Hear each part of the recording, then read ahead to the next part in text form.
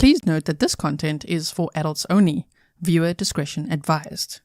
If you haven't yet, hit the subscribe, like, and share.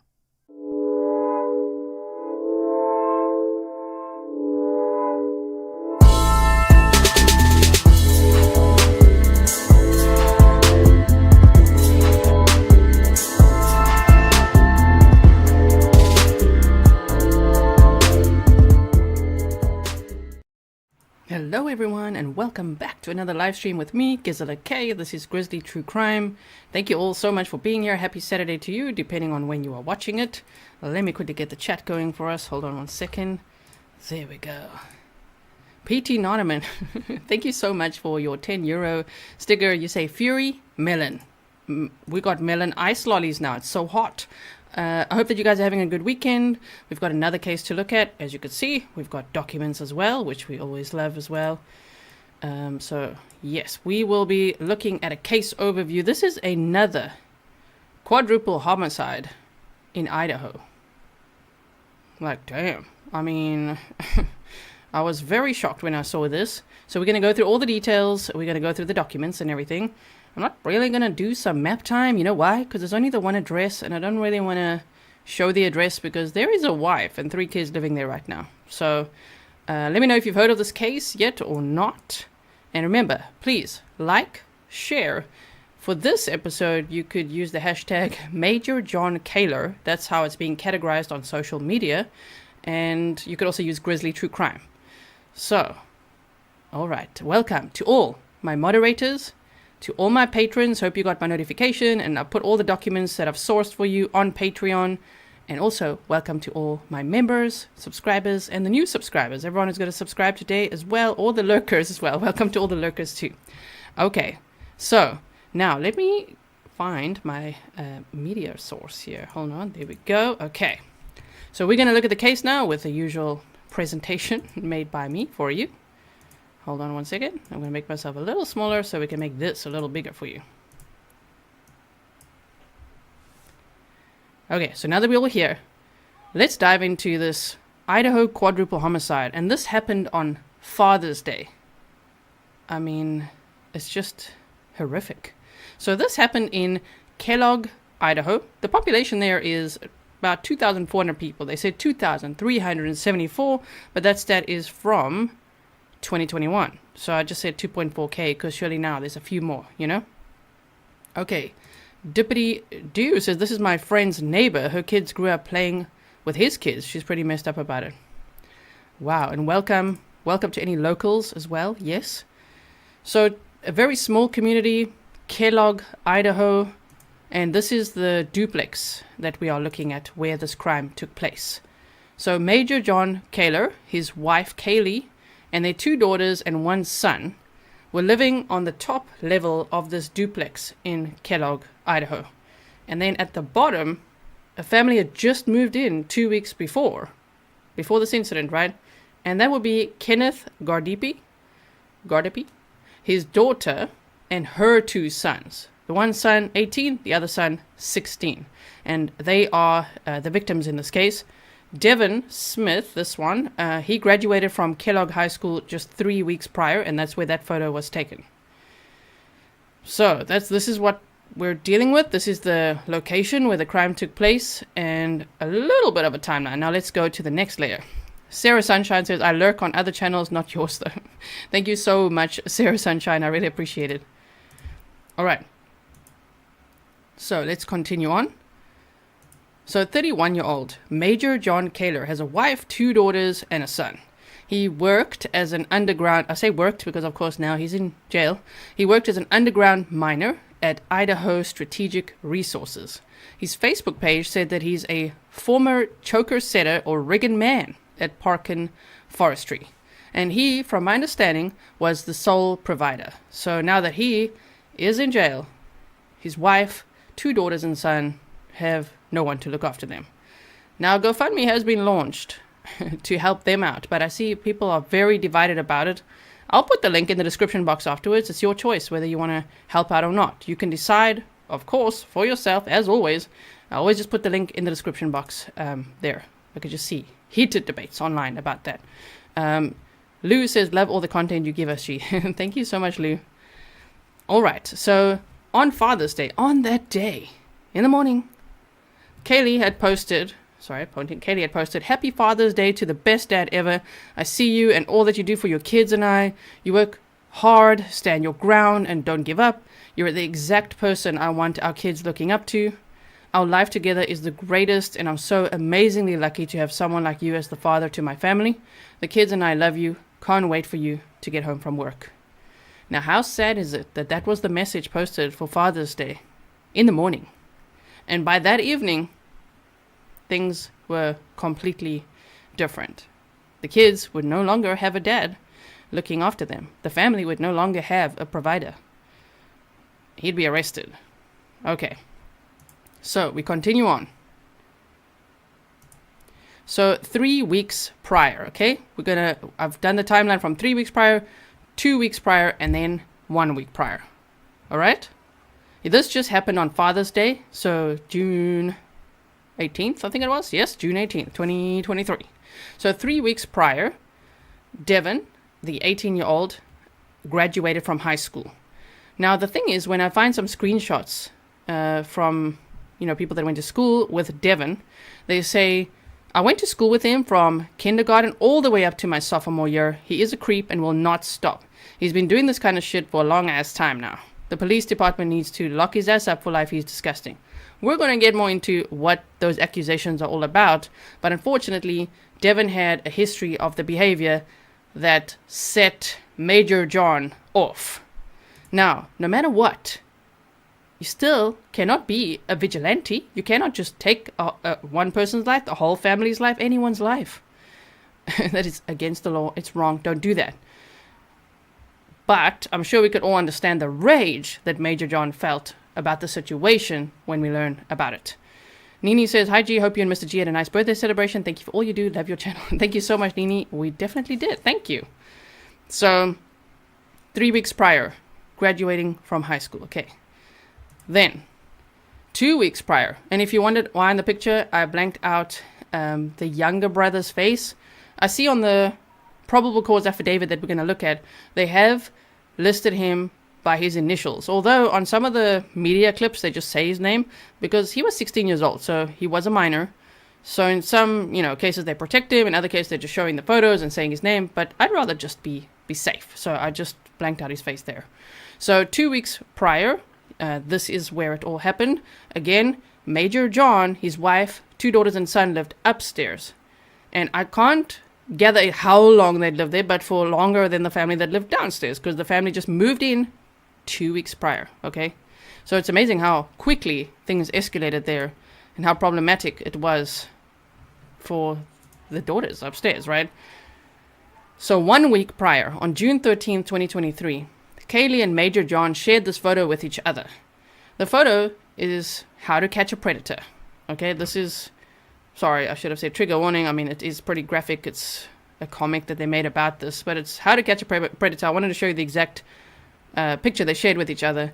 It's a reference to Gary Plowshare, who shot and killed a man suspected of kidnapping and essaying his daughter, and he spent no time in prison.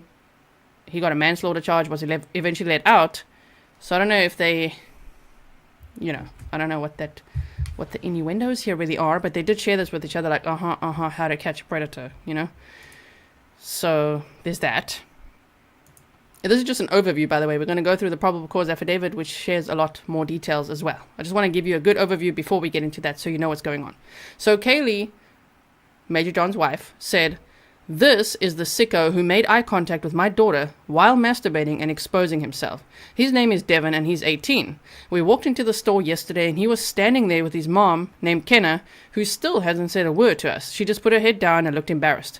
He stared at my kids and I when we walked in, and then gave Major the same smug look that he was giving when Major was confronting him. So angry.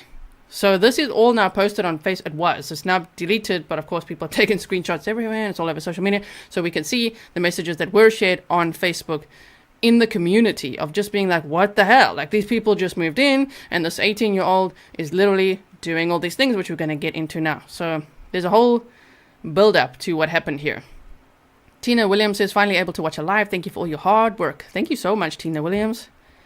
So then, this is a little snippet I got from the Spokesman Review. They say, Katie James told the Spokesman Review that Devin Smith had a learning disability and struggled socially, but a classmate, Daisy Sawyer, told the newspaper that Smith harassed her at school and was known to be inappropriate. So that's what's angering the community, is that the school did absolutely nothing about Devin's behavior, and the police also did nothing about Devin's behavior, even though Majorjon and his family reported this to the police. People were red flagging him for a long time, saying this is really a problem. You know, whether he has a learning disability or not, he's literally pulling down his pants and just doing stuff with himself in front of kids. You know, this is not appropriate, of course. It's very disturbing. Welcome, Martha. Thank you for being a member for 2 months. So then Amber said, another person in the community, my daughter just sent me a picture of your post. She had issues with him in school. This crap has been going on for years with girls his age that we know of. He has some kind of disability and I feel he's been protected because of it. Call the cops, reported he's graduated and out in society full time now. And then another person in the community said, call the police. A child predator will always be a child predator. If he isn't caught, he will end up doing worse because he got away with it. So that's the build-up to all of this. This is why they were angry, because the school knew about it, the community knew about it.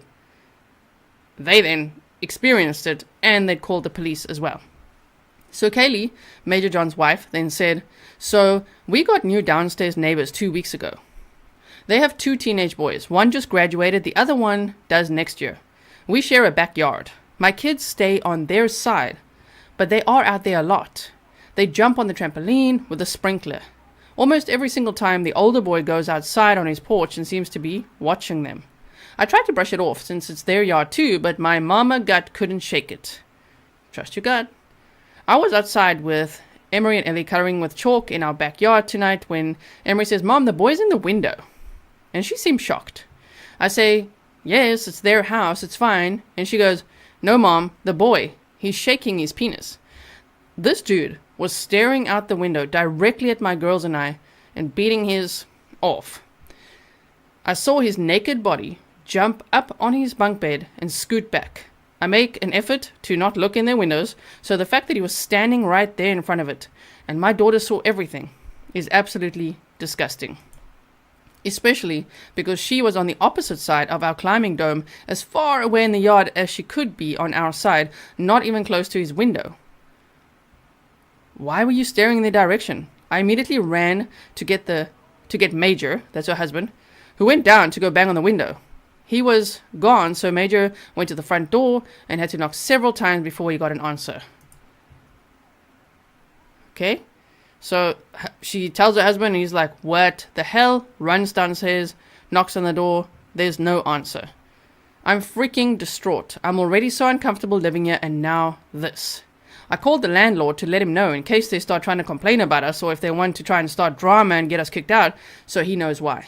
I'm livid. The police have been called. I don't take stuff like this lightly. I just want to protect my children, but people always act like you are being dramatic. This is the last thing I want to be dealing with in this market. Now my kids can't play outside like they've been able to for years. So they say years, which tells me they've lived there for a long time. Like they've been able to for years. That's sad, right? It's just like, what is happening? Like this guy, like literally, they can't just play outside because the next minute he's in the window doing all that. Seagate 1, thank you for being a member for 10 months. And you say, love Grizzly family. Yes.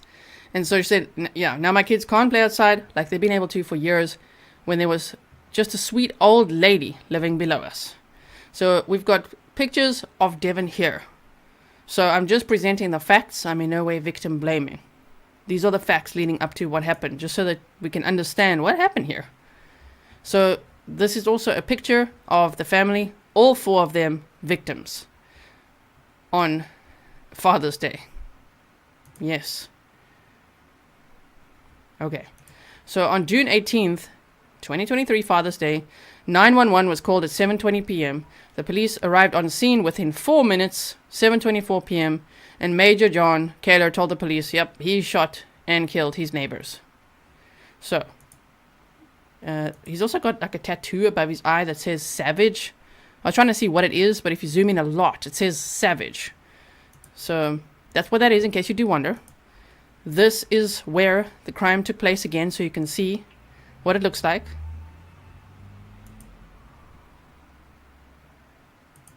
Here as well, with the crime scene tape. Okay. And you could see here, adult bookings by date. He was booked in on the 19th of June. Majorjon Kaylor.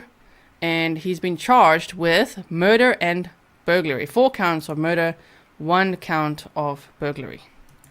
So, that is what we have. Okay. Now we're going to look at the documents, because that will tell us a little bit more. And I've also got a few little video clips from you, just from what neighbors say, what the community says, things like that. Buffy Rocks, upgraded membership. Thank you so much for upgrading your membership. Thank you so much for supporting the channel.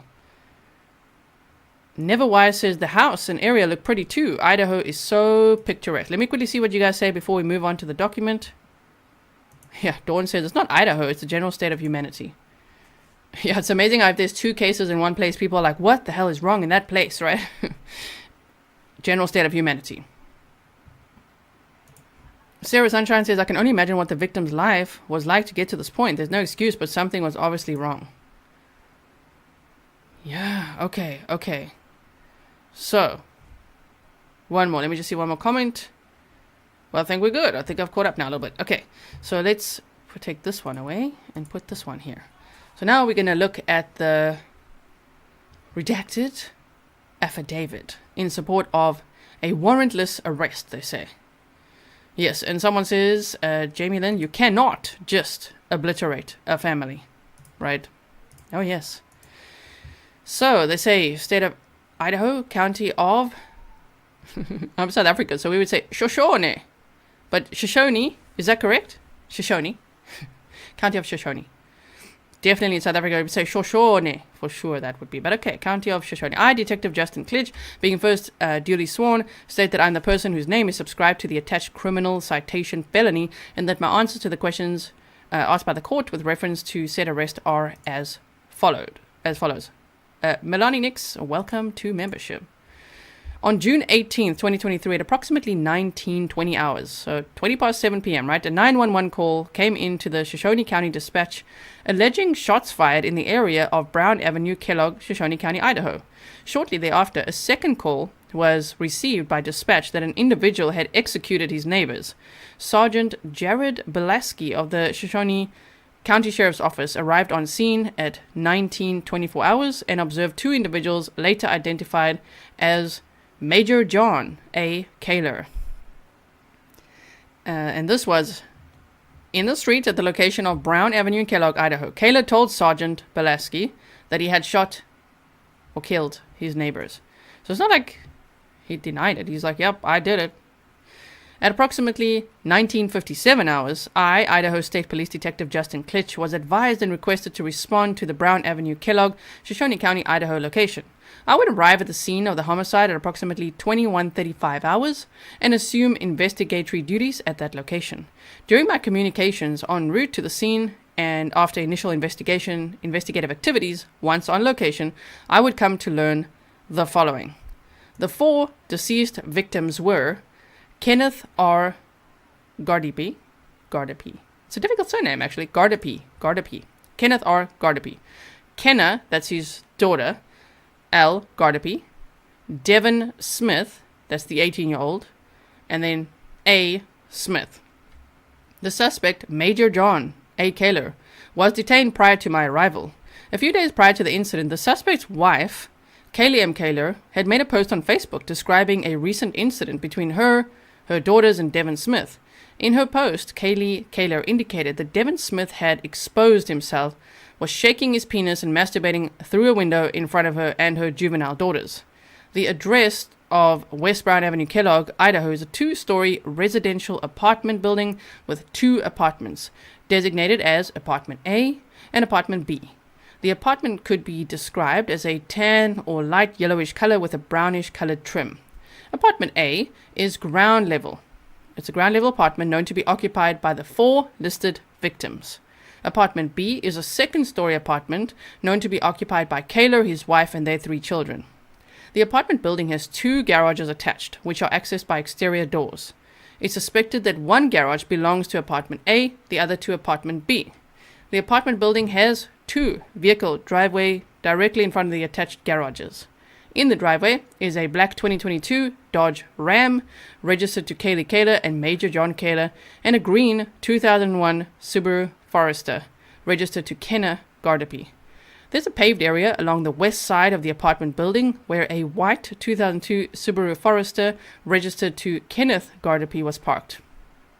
Devin Smith and his younger brother, victims, were found deceased inside apartment A, and Kenna Guardipee and Kenneth Guardipee were found deceased outside near the rear entrance or doorway or stairway to apartment A.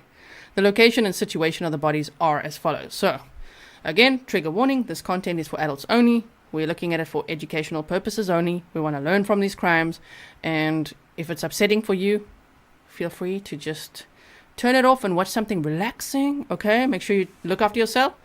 If you're staying, let's have a look at what happened here. So they say Kenna Guardipee was laying face up. So that's the teenage boy's mother, right? Face up, next to the rear exterior concrete steps to apartment A, with an apparent gunshot wound to her right temple, which appeared to have been fired within close proximity. Kenneth, that's her dad, Guardipee, was found partially on the concrete steps and partially on a garden area next to the steps. He also had an apparent gunshot wound to the right temple area, which appeared to have been fired in close proximity based on the entry wound. There were multiple .45 caliber casings in the immediate vicinity of both Kenneth Guardipee and Kenna Guardipee.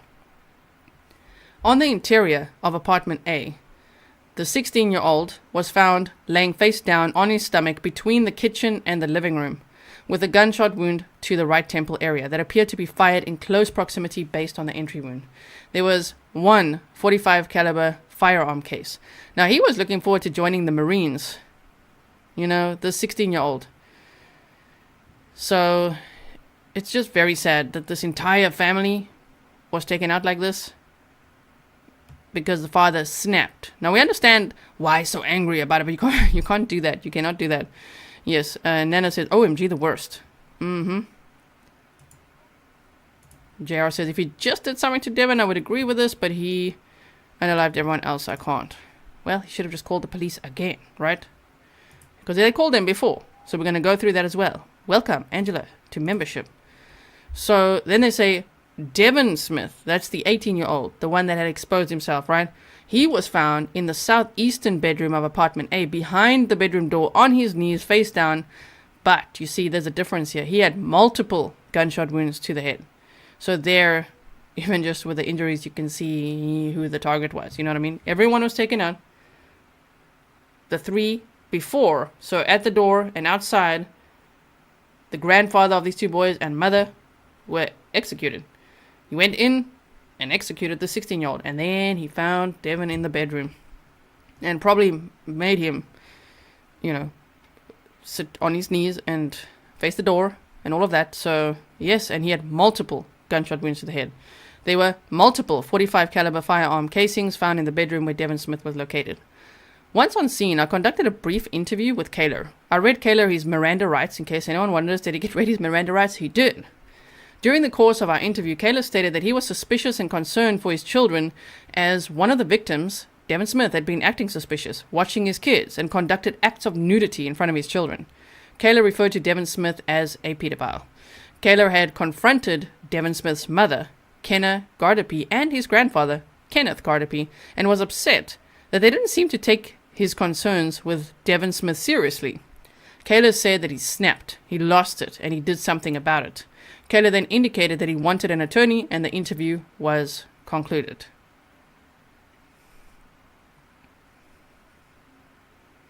Yeah, Ange says he probably killed the others to get to Devin. It seems so. So then they say, I then interviewed Kaylie Kaylor, and we're going to listen to a phone interview that she also had. Okay, so hang in there for that. In summary, Kaylie Kaylor indicated the 4 victims had recently moved into the apartment, and she had observed Devin Smith fully nude, holding his penis, masturbating in front of her and her juvenile daughter through a window on the previous Tuesday, June 13th, 2023. That's the same day that they shared that meme that I showed you. Or image.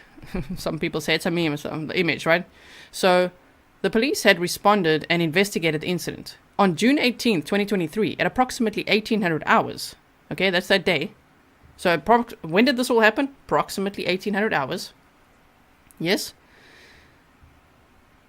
Because I was also wondering, what exactly time did he go down there? Because the police were called at like 20 past 7-ish. So it's 6 o'clock in the evening.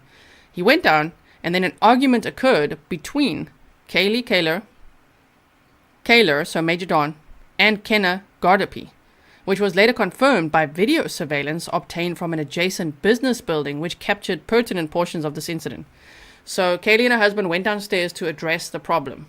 And the grandfather of the teenage boys and the mother, according to Majorjon, they didn't take it seriously, right? So, and you can hear this argument on what we haven't got yet, which we'll see if this case goes to trial. There's another hearing set for July 3rd, and that's where they'll decide. It's a preliminary hearing. Is this going to trial or not? Is there enough evidence? Which I would assume there would be, right? Unless he pleads guilty and that's it. So let's see what happens there. But they say, later confirmed, we might get that later, right? Confirmed by a video surveillance obtained from an adjacent business building, which captured pertinent portions of this incident. Kaylie Kaylor indicated that Kaylor, that's Majorjon, had a holstered gun on his person, which he put on after arriving home from work and before going outside with the family to water plants in the backyard area that is shared by both apartments. Kaylie Kaylor indicated that she'd had possession of the handgun, which she described as black and heavy, prior to Kaylor getting home from work. She indicated that Kaylor and herself were standing in the backyard outside near the back door of apartment A, arguing with Kenna Guardipee about the inappropriate behavior of her son, Devin Smith, and their lack of taking the situation seriously. She appeared concerned that there would be no consequences for Devin Smith's actions, either by law enforcement or Devin Smith's family, and I'd like to add, or the school, because it's like everyone in this community was aware of the problem, but no one was doing anything about it. So you can imagine their frustration, but still that doesn't give you the right to take out an entire family, or anyone, right? Amanda says, seems like this could have been avoided if the police did their jobs. So, then, they say, Kaylie Kaylor indicated that she was standing near Kaylor, and she heard gunshots, observed Kenna Guardipee fall to the ground, and then saw Kenneth Guardipee fall to the ground. Kaylie Kaylor then ran upstairs to her apartment and heard additional gunshots. She did not remember seeing Kaylor holding the handgun. Kaylie Kaylor indicated that both Kenneth Guardipee and Kenna Guardipee were unarmed. Kaylie Kaylor further noted that Kaylor said he did what he had to do, and to tell their kids he protected them. Now, the problem is that this dad, in reacting this way and going down there prepared with a gun, you're already setting yourself up for failure because you know you're going to get angry, you know what I mean? You're going prepared. And to then have that blind rage and just take out the entire family, well, now the problem is he cannot protect his family because he's in jail and he'll probably spend the rest of his life in prison. He was going to face, the maximum sentence is the death penalty, but the prosecution's already filed to say a notice of intent not to pursue the death penalty in this case. Right on, Josephine says, so question, did the kid have a history of complaints? Yes, he did. Yes, we looked at that in my presentation in the beginning. There were complaints, many complaints from the school. And the one girl said she went to school with him from kindergarten up, and there was always complaints of harassment and always complaints of him being inappropriate. Yes, unfortunately. So then, so Kaylie Kaylor further noted that Kaylor said he did what he had to do and to tell their kids that he protected them. Kaylie Kaylor said after the shooting, Kaylor handed her his phone, keys, and wallet and asked her to hold on to them. She said she placed both her and Kaylor's phones down inside the apartment. Kaylie Kaylor observed Kaylor put a belt, holster, and gun in the black Dodge truck parked outside. She said she overheard Kaylor talking on the phone, saying that he had killed 4 people. I asked Kaylie Kaylor if her and Kaylor had talked to each other about what they were going to do if an incident were to happen, and again she indicated that Kaylor had already told the police that if something like this, referring to the indecent exposure, that he, Kaylor, was going to take care of it. See, so he said if something like this happened again, he was going to take care of it. which she indicated she interpreted as more like beating someone up. Kaylie Kaylor said that she and Kaylor had shared an iconic picture of the guy on the telephone who shoots the molester and S80's daughter. I would later come to learn that Kaylie Kaylor was referring to Gary Plowsher, who on camera television shot and killed a man who was suspected of kidnapping, essaying, and emming his daughter. It was later discovered Kaylie Kaylor had shared a black and white meme type image. That's the one I showed you earlier, so if you missed it, please check out the replay, and I'll put in the timestamp so you can see that as well. They shared a black and white meme type image which had the words "How to Catch a Predator" and a drawing of a man at a telephone booth shooting another man in the head. On scene, I observed a belt, holster, and semi-automatic pistol in the front driver's seat of the black Dodge, which could have been seen through the window of the Dodge. Papa Bear says, schools can do something. Former teacher here, but schools have to be willing to do so. They are traditionally afraid of lawsuits, so they won't enforce what is right, which is very unfortunate as well, right? I later reviewed the above-referenced surveillance video from a nearby business that corroborated that an altercation or argument had taken place at the location, which can be heard in the audio portion of the video. The audio also reveals what sounds like multiple gunshots being fired. Prior to the shooting, the audio portion of the video reveals over 5 minutes of what sounded like a loud argument or confrontation between Kaylie Kaylor, and someone else, who, based on Kaylie Kaylor's statement, I suspect to be Kenna. So a big argument there, right? Yes, Deputy Dew says he won't be able to protect them from prison for the rest of his life. I know. That sucks. Yes. Veronica B says, Plowsher had his kid abducted and essayed for a period of time. It's different, right? If you guys haven't heard of that case, have a look, have a Google. I had a Google today as well to remind myself, wait, what? I've heard of the case, but I'm like, oh, okay. So check that out if you haven't. Deja Vu says, all planned out, you don't need a gun to water plants. Unless it's a water gun, right?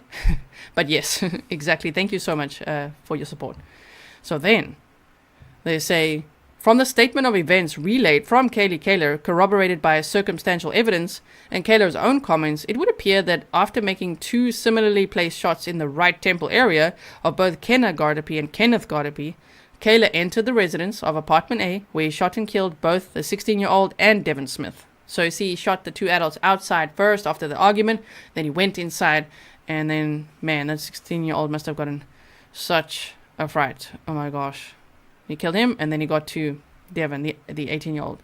Based on the evidence collected at the scene and the locations of the victims' bodies, it further appeared that the 16-year-old was shot point-blank or near point-blank range while lying on the floor in a prone position.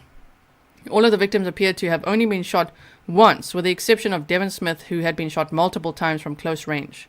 The audio from the video surveillance appears to show multiple seconds pass between the time that Kenneth Guardipee and Kenna Guardipee were likely killed, when the 16-year-old was likely killed, and also between the time that the 16-year-old was killed and Devin Smith was killed.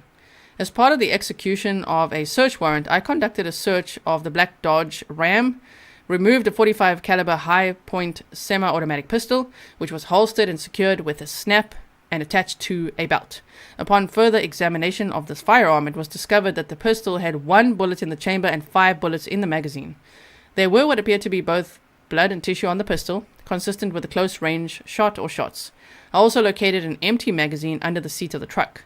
Based upon the evidence collected, specifically the magazines, the magazine capacities, and empty shell casings found at the crime scene, Kaylor would have likely had to deliberately change magazines and or reload magazines in order to continue shooting and discharge the number of rounds which were identified to have been fired during the homicide.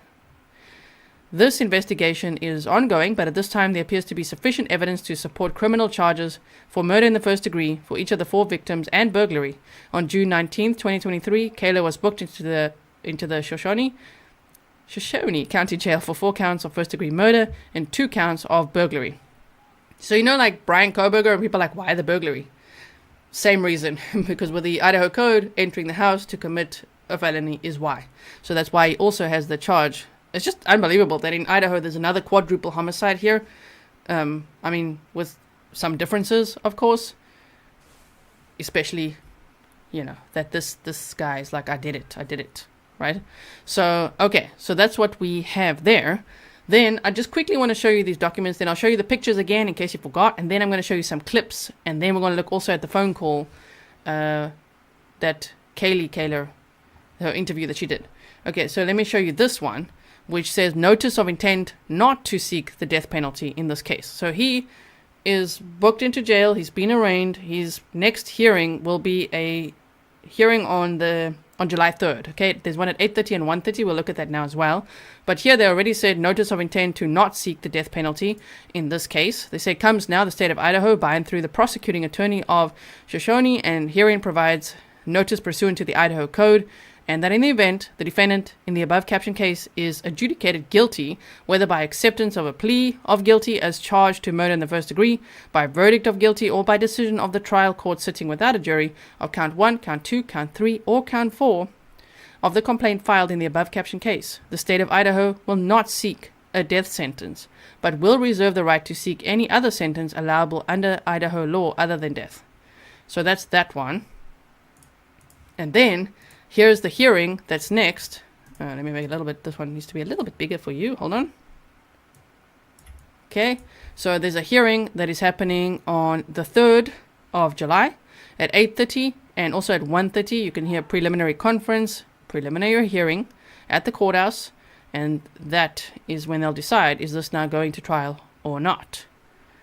Okay, so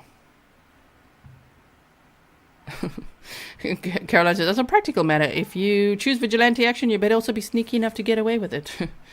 Yeah, it's kind of like a vigilante action type story, but then Durham, it's the overkill of like, let's wipe out the whole family, right? It's the rage just went everywhere. And I'm sure, as Ange said earlier, well, he probably killed the others to get to Devin, but still, you can't do that. And now his kids are without a father, which really sucks. And his family is really struggling because he was the provider for the family. Okay, so Pamela says, that was rather short-sighted on his part, right? Yes, okay. So now let me quickly show you one more time, just over here, just so you can see it again now that that we've read through the probable cause affidavit. So now you can picture it. Layer 2 again. Okay, so this is what happened. This is the family. You've heard everything, and we've read through everything together. Okay. And I'm not going to read through everything again. I'm just showing you the pictures again quickly. So 3 weeks prior, graduated. As in Devin, the 18-year-old. 2 weeks prior, the family moves in to this downstairs unit of this duplex. The victims, right? 1 week prior, this is what we were talking about earlier, the how to catch a predator meme that they shared. Okay, and then this is the behavior that everyone was talking about, that they knew about in the community, of the 18-year-old indecently exposing himself and harassing girls. So, and there's a whole explanation here. Again, just go back to the beginning and you'll see me read this all to you.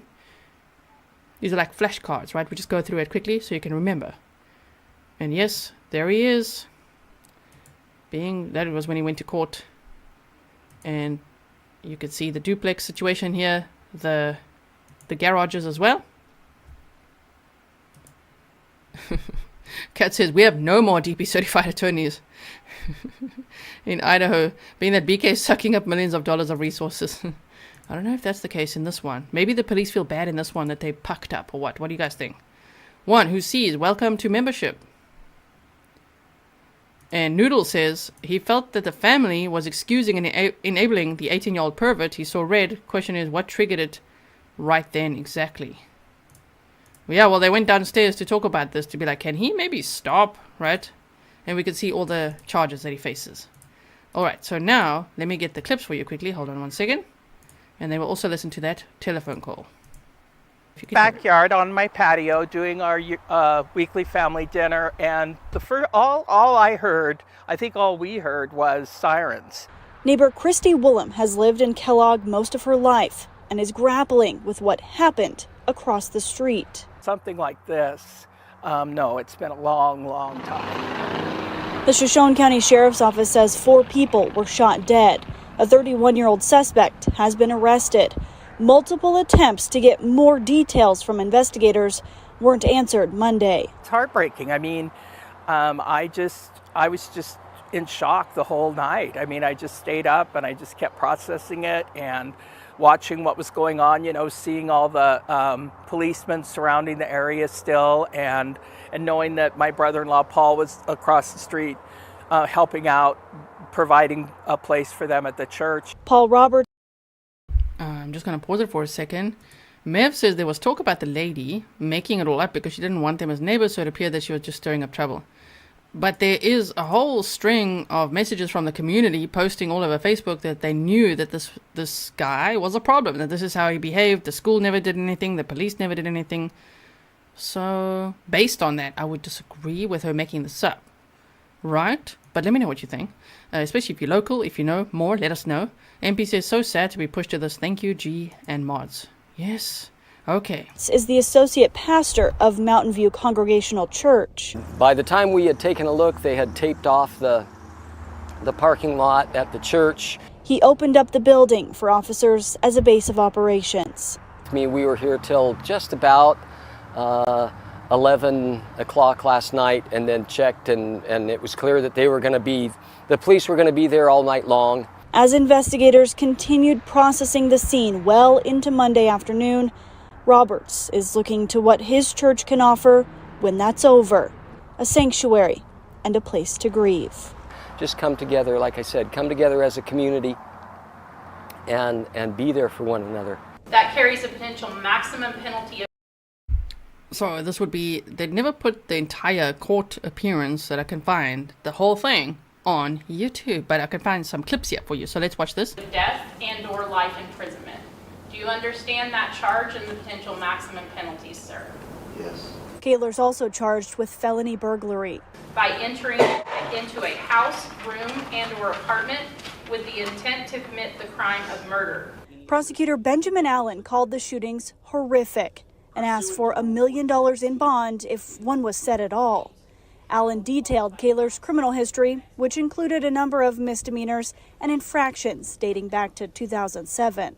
Certainly the state's recitation seemed long, but really breaking that down, we have a few misdemeanor offenses, certainly none of violent nature. But Allen argued the court must take into account the nature of Sunday's crime.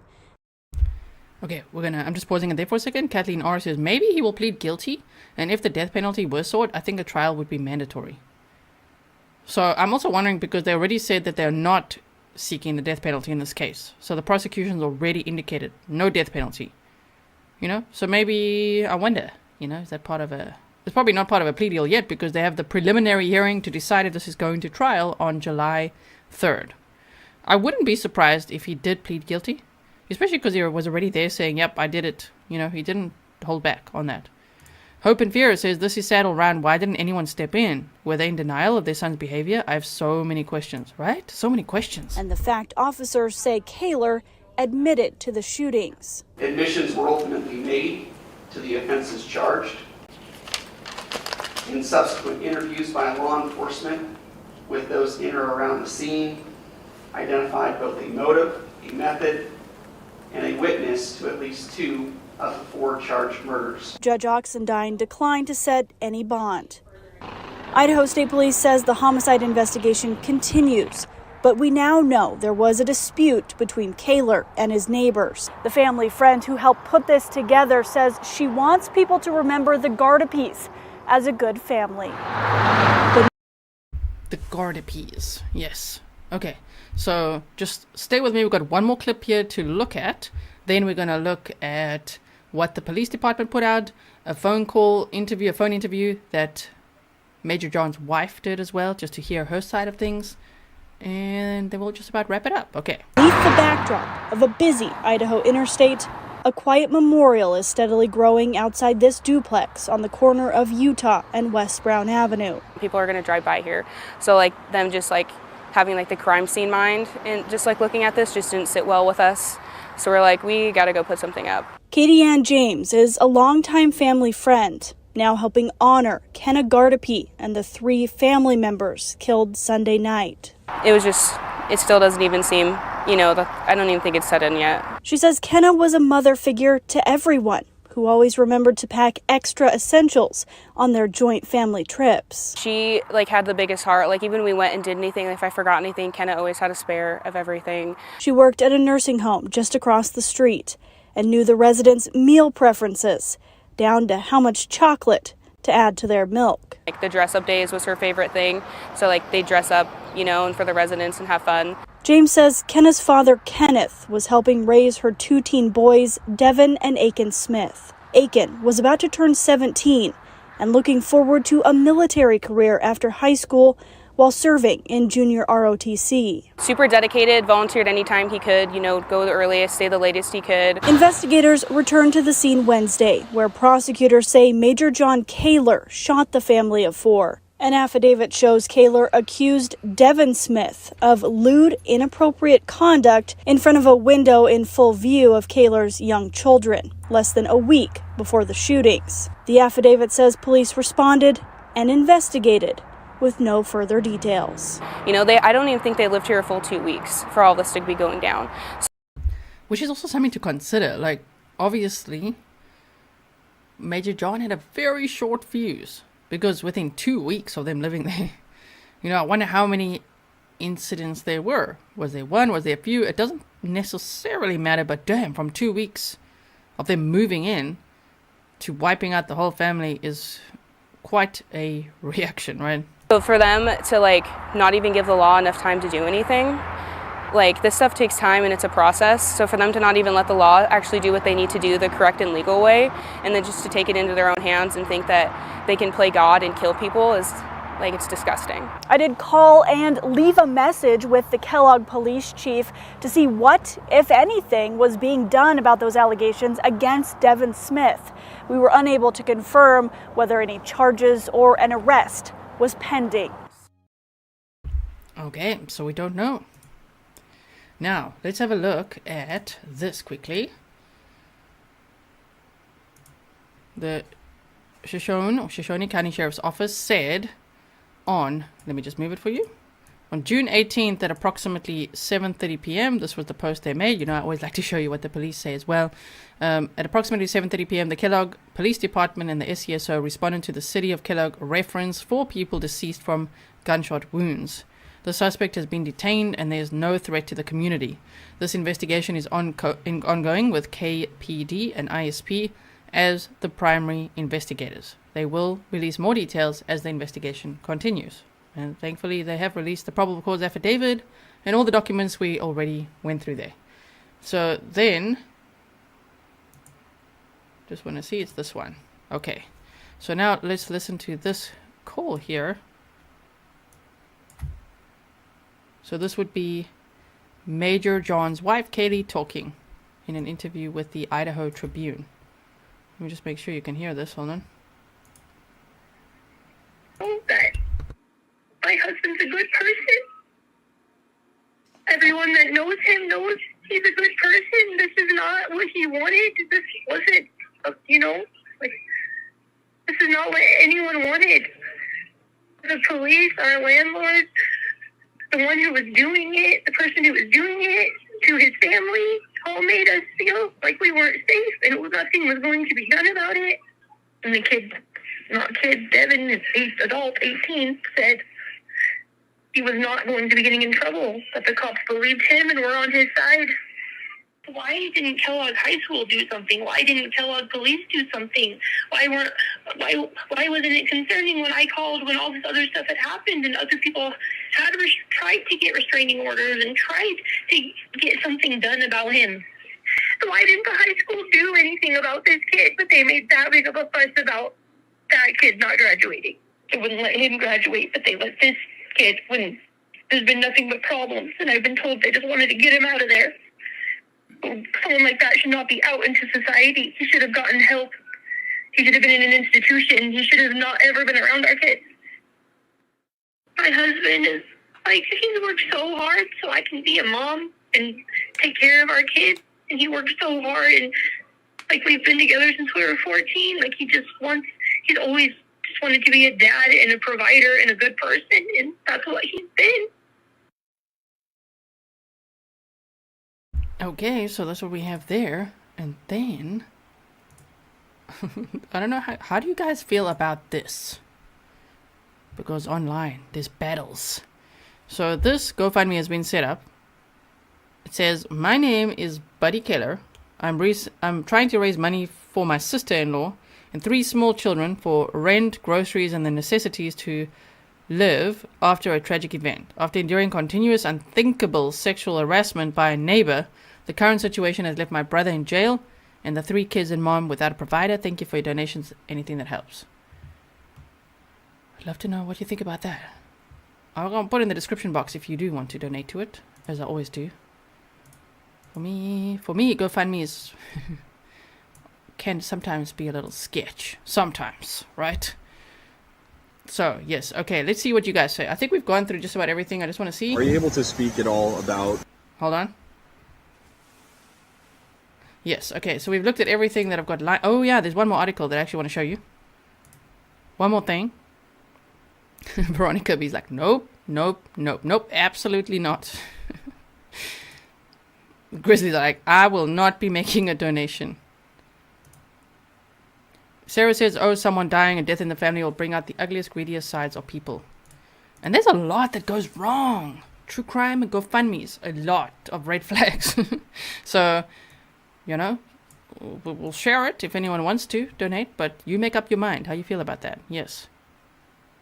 Okay, so there's just one more thing here, which actually told us a little bit more about the victims.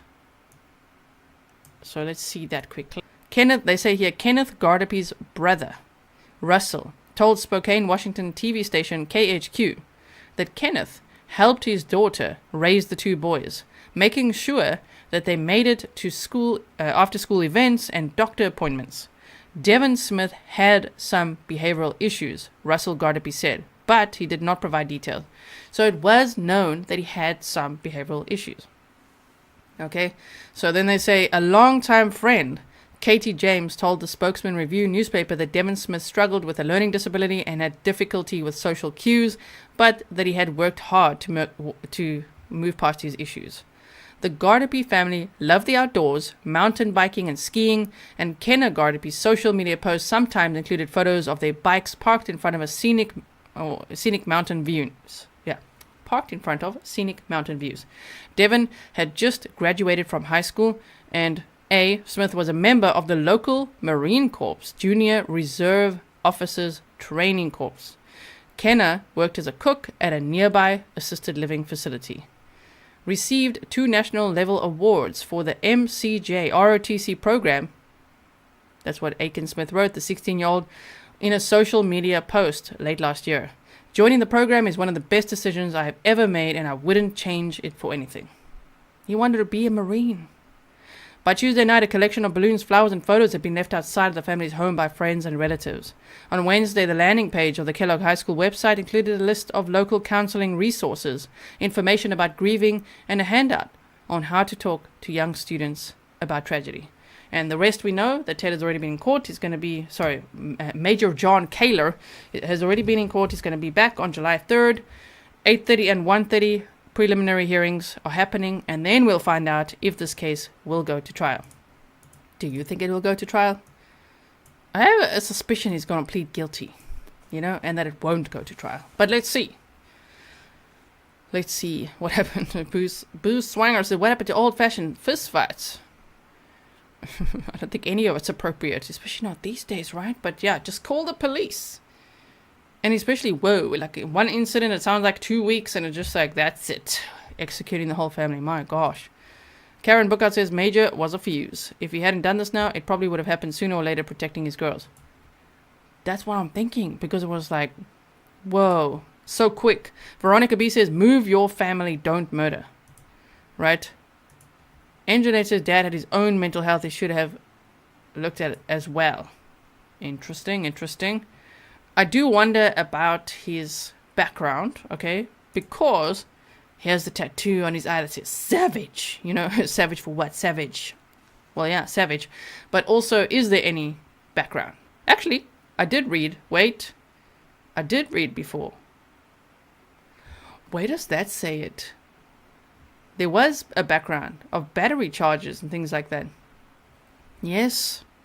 So that's why in the court hearing that we saw the clips of, they did say minor criminal charges in his background. So that I got to check out. But there does seem to be a couple of red flags in the past, right? Deja vu says the wife making excuses for the 16-year-old's death is disgusting. Estelle says have the window sandblasted. Well, there's that as well, right? But it's their window downstairs, right? But I get what you mean. Rather do that. Rather do that. And Jeanette says this guy had some deep stuff going on too. I'm not too paid. Says maybe you just don't murder people. Maybe you could look into filing more and more reports to the police instead of murdering people. I mean, maybe, right? That does sound better. How many laughing? Because like maybe, like hello, exactly. That sounds about right. So yes, and Anita says I think he'll plead guilty too to keep his family from going through any more agony.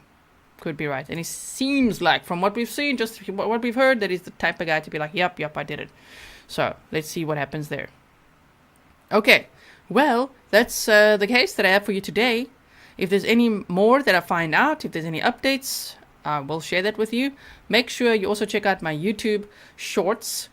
Don't be gross when I say check out my shorts. Can you imagine what some people comment when I say that? Okay, check out my YouTube shorts. Because oftentimes, if there's little updates along the way, I share them there or on my community tab. So if you've missed those, check it out because there's a few cases over the last few days that I've been updating you guys about there. So check it out. Like, for instance, that Dr. Eric Forsyth, they've said that was a single gunshot wound to the head. And the brother says not self-inflicted, but the police aren't yet talking, which is all very interesting. I'm still watching what's happening there as well. There was some updates as well with Corey Bigsby. He's been released. Do you know that? He's out of jail. He's on house arrest, basically. So there's that as well. So make sure you check that out. If you haven't yet, please subscribe. Okay? Become part of this great community. Thank you so much to all of you who are part of this community, and especially the OGs. I say that because original Grizzlies, there's so many familiar faces here that we see almost every single live stream. So thank you so much. Thank you so much to all my moderators for what you do as well. If you guys do want to say thanks to the moderators for what they do, we now do have a Grizzly moderator tip jar. It's on my website. If you go to support, you'll see all the ways to support me, the channel, and the moderators as well. So go check that out. And I will see you guys in the next one. Stay safe. Don't be a vigilante. Don't kill anyone. Okay? And make sure you call the police, either if you need help or if you're reporting something. Yeah, if you see something, say something, but sometimes you might have to say it again and again and again. Okay? Don't kill anyone.